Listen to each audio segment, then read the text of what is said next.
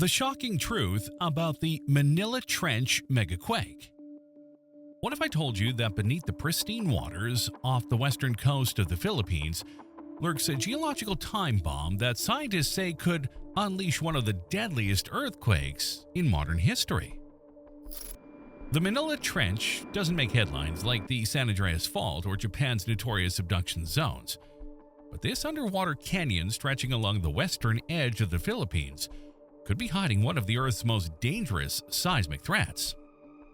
This deep oceanic trench runs roughly north-south for about 1,500 kilometers from Taiwan all the way down to Mindoro in the Philippines, defining the boundary where two of Earth's massive tectonic plates meet in a geological standoff. To understand why this matters, we need to explore what makes the Manila Trench particularly concerning to scientists and seismologists. Unlike typical fault lines where plates slide horizontally past each other, the Manila Trench marks a subduction zone, a place where one tectonic plate is being forced beneath another in a slow-motion collision that's been ongoing for millions of years. Specifically, the Eurasian plate, which includes the continental shelf of Southeast Asia, is diving underneath the Philippine Sea Plate at various rates, up to 100 millimeters per year in some sections. This subduction process is essentially Earth's recycling system for its crust. As one plate descends beneath another, tremendous forces build up where these plates lock against each other. When that locked boundary eventually gives way, the sudden release of energy creates an earthquake. And in subduction zones like the Manila Trench, these aren't just any earthquakes. They're potentially the largest our planet can produce. What's particularly troubling about the Manila Trench is what scientists call its seismic silence. Despite the high convergence rates between these massive plates, the historical record shows a surprising lack of major earthquakes along this structure. Since the Spanish colonization of the Philippines in the 1560s, there have been no recorded earthquakes exceeding magnitude 7.6 originating from this trench. This absence of major seismic events isn't good news, quite the opposite. It suggests what seismologists call a seismic gap, where strain energy has been accumulating without release for centuries. Think of it like stretching a rubber band. The longer you pull without letting go, the more energy gets stored, and the more violent the snap when it finally breaks. The scientific community has been conducting extensive research on this concerning phenomenon. Advanced seafloor mapping, GPS measurements, and computer modeling all suggest that the Manila Trench is accumulating what's called slip deficit, the difference between how much the plates should be moving past each other based on their known speeds, and how much they're actually moving. This deficit represents stored energy that will eventually be released. Recent studies estimate that segments of the Manila Trench could potentially generate earthquakes with magnitudes between 8.5 and potentially exceeding 9.0 on the Richter scale.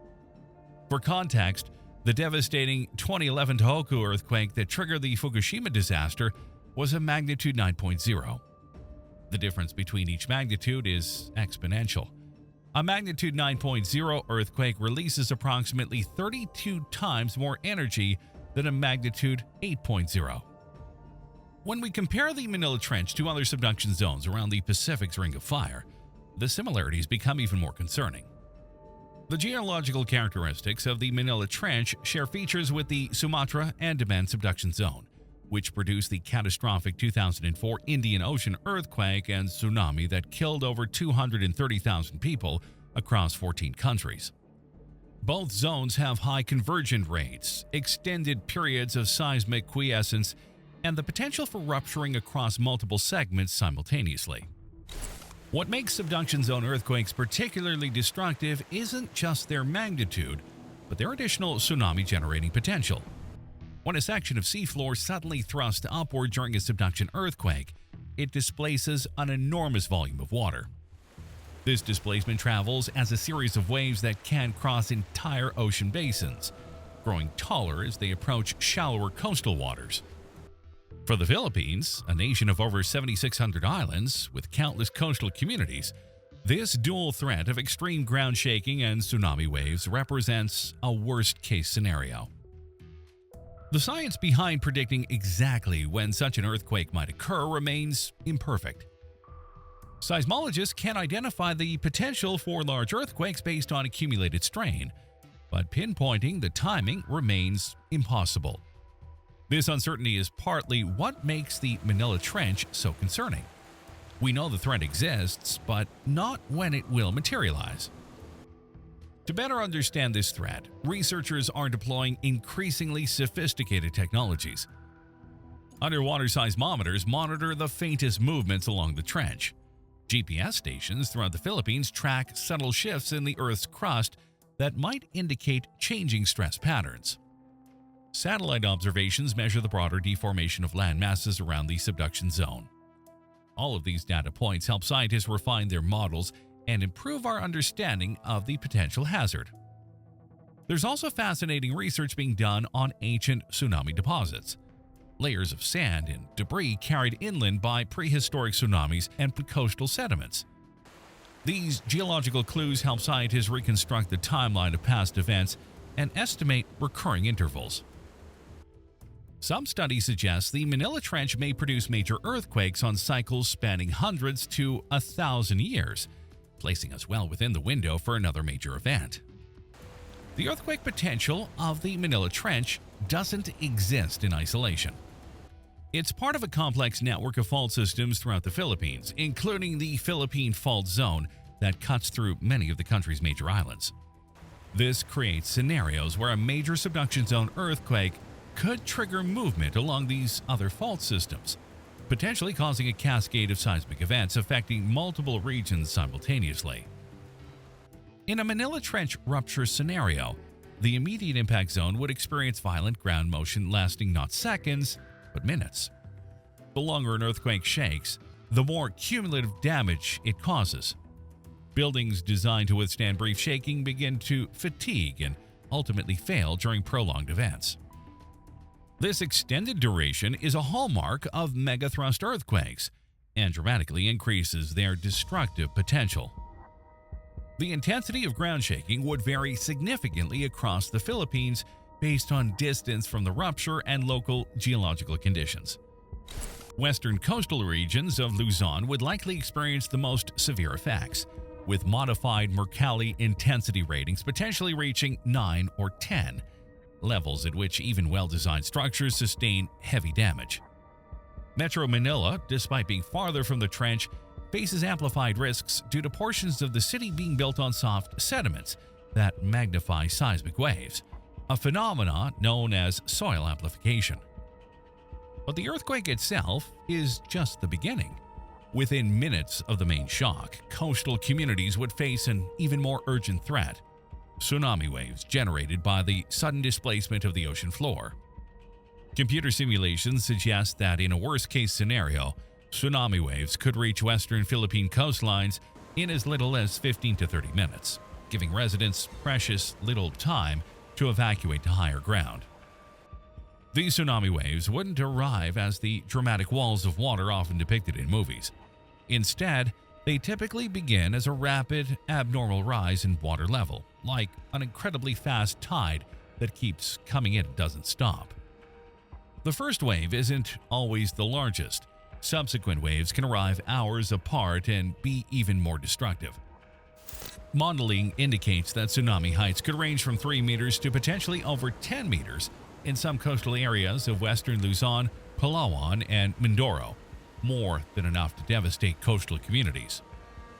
Metro Manila, home to over 13 million people and one of the most densely populated urban areas in the world, presents a particularly concerning vulnerability. While the capital might be somewhat protected from direct tsunami impact by its location on Manila Bay, it would face severe ground shaking complicated by its vulnerable infrastructure. Many older structures throughout the metropolis predate modern seismic building codes. Informal settlements, home to millions, are built with minimal engineering oversight and would be especially susceptible to collapse. Critical infrastructure across affected regions would face cascading failures. Power transmission systems would likely fail immediately, triggering widespread blackouts. Water systems dependent on electricity would cease functioning, bridges, and elevated roadways could collapse or become impassable, hampering evacuation and emergency response efforts. Telecommunication networks would be overwhelmed or disabled, creating an information vacuum exactly when coordination is most crucial. Have you ever considered how long your family could survive if all modern infrastructure, electricity, water, food distribution, communications, suddenly disappeared for weeks or even months? How prepared is your community for this level of disruption? Beyond the immediate impact zone, secondary hazards would multiply the disaster's effects. Landslides would be triggered throughout mountainous regions, potentially blocking evacuation routes and isolating communities. Soil liquefaction, where seemingly solid ground temporarily behaves like a liquid during intense shaking, could cause buildings to sink or tip over in areas built on reclaimed land or water-saturated soils, which includes significant portions of Metro Manila's business districts. Post-earthquake fires, often caused by ruptured gas lines or electrical shorts, could spread rapidly through damaged areas where firefighting capability has been compromised. The economic consequences would be staggering. The Philippines has been one of Southeast Asia's fastest-growing economies, but a disaster of this magnitude could erase decades of economic progress overnight. Direct damage to infrastructure and property could potentially reach hundreds of billions of dollars. Business disruption would cascade throughout the economy as supply chains collapse and essential services fail. The Philippines' robust business process outsourcing sector, which employs over 1 million people and contributes approximately 7% to the national GDP, could face prolonged disruption due to damaged offices and compromised telecommunications infrastructure. Tourism, another major economic driver accounting for roughly 13% of GDP pre-pandemic, would likely collapse in affected regions for months or years. Agricultural production would suffer from damaged irrigation systems, transportation disruptions, and potentially contaminated fields in coastal areas, inundated by tsunami waters carrying debris and pollutants. The financial system itself would face unprecedented stress. Insurance mechanisms would be overwhelmed, as the scale of claims could exceed the capacity of domestic insurers. Government finances would be strained by the simultaneous drop in tax revenue and massive increase in emergency spending needs. International assistance would be essential, but coordinating and effectively deploying aid presents enormous logistical challenges in the chaotic aftermath of such a catastrophe. History offers sobering parallels that help us understand the potential scale of such a disaster. The 2004 Indian Ocean earthquake and tsunami caused over 230,000 deaths across 14 countries and economic damages exceeding $10 billion. The 2011 Tohoku earthquake and tsunami in Japan resulted in nearly 20,000 deaths and became the costliest natural disaster in world history, with economic impacts exceeding $360 billion, despite Japan being one of the world's most earthquake-prepared nations. The Philippines, with fewer resources and more vulnerable infrastructure, could face even more severe proportional impacts. Recovery from such an event would likely take decades rather than years. After the 2010 Haiti earthquake, which was far smaller in magnitude than a potential Manila Trench event, many communities were still struggling with basic reconstruction a decade later. Even with significant international support, the scale of rebuilding required after a mega earthquake would strain resources and capacity at every level. In the face of such a formidable threat, the question turns from if to how the Philippines can prepare for, survive, and recover from a potential Manila Trench mega earthquake.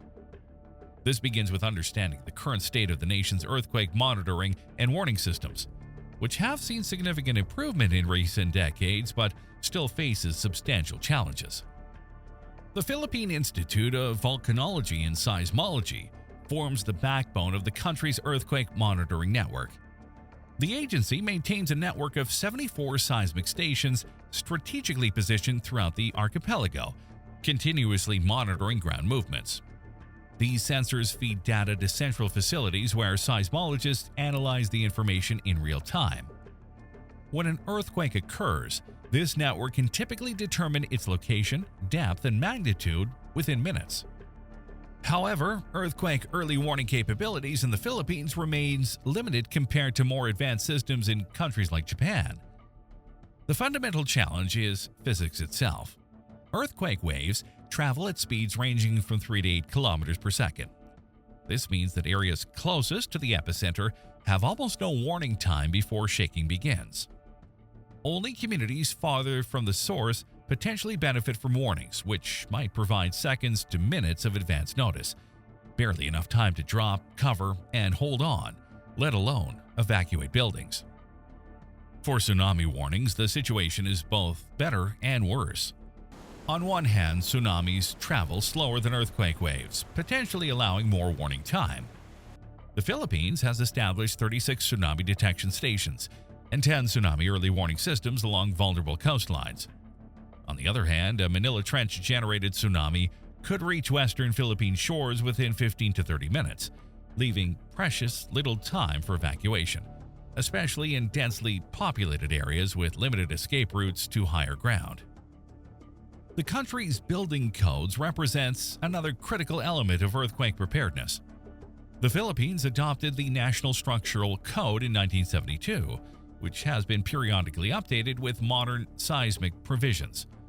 On paper, structures built to this code should withstand moderate earthquakes with minimal damage and survive major earthquakes without collapse. However, the reality on the ground tells a different story. Implementation and enforcement of these codes remain inconsistent across the country. Resource limitations at local government units, corruption in the construction industry, and a lack of qualified inspectors create significant gaps between written standards and built reality. In Metro Manila alone, engineering surveys suggest that thousands of buildings, including schools, hospitals, and residential structures, would be highly vulnerable in a major earthquake scenario. The government's disaster response framework has evolved significantly following lessons from previous calamities. The National Disaster Risk Reduction and Management Council coordinates a whole-of-government approach to disasters, with counterparts at regional, provincial, and municipal levels. This tiered system theoretically enables both top-down strategic direction and bottom-up local response. However, the scale of a Manila Trench mega-earthquake would likely overwhelm even this improved system, especially if multiple regions require simultaneous assistance. Perhaps the most crucial yet underdeveloped aspect of earthquake preparedness in the Philippines lies at the community and household levels. Studies consistently show that in catastrophic disasters, the first responders are not professional emergency services, but neighbors helping neighbors. Communities with strong social cohesion and basic disaster training typically experience lower casualty rates and faster recovery. Some local governments have recognized this reality and implemented community-based disaster risk reduction programs that train neighborhood emergency response teams, conduct regular drills, and establish evacuation protocols. Cities like Marikina and Quezon City have become models for urban resilience initiatives. However, these efforts remain unevenly distributed, with many vulnerable communities still lacking basic preparedness plans. At the household level, simple preparations can dramatically increase survival odds. Securing heavy furniture to walls, knowing how to shut off utilities, maintaining emergency supplies of water and food, having a family communication plan, and identifying safe spots within homes can mean the difference between life and death. Unfortunately, surveys indicate that despite living in one of the most disaster-prone countries, many Filipino families have made minimal preparations for major earthquakes. Emerging technologies are beginning to reshape the disaster preparedness landscape. Advanced remote sensing techniques can now identify subtle ground deformations along fault lines. Artificial intelligence algorithms are being developed to rapidly assess building damage from satellite imagery following earthquakes. Mobile applications can provide location-based hazard information and evacuation directions. Social media platforms, despite their potential for misinformation, have proven valuable for coordinating grassroots response efforts during recent disasters. International cooperation plays a vital role in the Philippines' earthquake resilience strategy. Organizations like the Japan International Cooperation Agency and the United States Geological Survey provide technical expertise and equipment for monitoring systems. The Asian Development Bank and World Bank offer financing for infrastructure and strengthening and post-disaster recovery.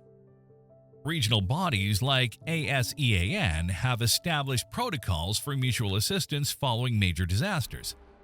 These international partnerships will be crucial in responding to a disaster of the magnitude a Manila Trench earthquake could produce. Looking forward to the future, the Philippines faces a delicate balancing act. Raising public awareness about the Manila Trench threat is essential for motivating preparedness, yet authorities must avoid creating undue panic or fatalism. Economic development priorities often compete with disaster risk reduction for limited government resources. Retrofitting existing vulnerable structures is enormously expensive, yet failing to do so could result in catastrophic casualties. The path forward likely involves pragmatic incrementalism, focusing first on critical infrastructure and essential facilities like hospitals and schools, gradually expanding to broader retrofitting programs and continuously improving early warning capabilities. Most importantly, it requires building a culture of preparedness where individuals, communities, businesses, and government all recognize their roles and responsibilities in creating resilience. The Manila Trench may indeed represent one of the Philippines' most significant natural threats, but history has repeatedly shown that societies that prepare, adapt, and respond collectively to disaster risks can survive and eventually thrive again, even after the most devastating events. The key lies not in eliminating the risk, which is impossible, but in reducing vulnerabilities, building capacity, and fostering the social and institutional resilience needed to weather the literal and figurative storms ahead. If you found this exploration of the Manila Trench and earthquake preparedness insightful, please hit that like button and subscribe to our channel for more deep dives into fascinating scientific topics. And let us know in the comments what other geological phenomena you'd like us to cover next. As always, stay insanely curious.